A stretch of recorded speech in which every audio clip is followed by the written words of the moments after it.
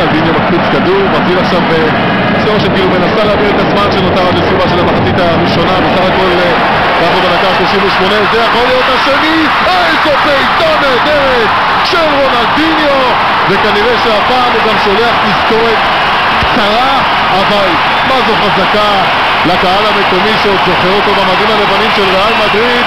רונלדו מוסיף הרבה מאוד קצב לרקדניות הסמבה ביציעים. גם הוא וגם רונלדיניו כנראה מתחרים על תואר החיוך. חיוך הערב בקטלוניה, בינתיים החיוך שייך לרונלדו שמצליח בדקה 38 לעלות את ברזיל ל-2-0. איזו בומבה של רונלדו. אם ולדס חלם לעשות משהו מול כדור כזה, גם חלומות הופכים לעתים לסיוטים.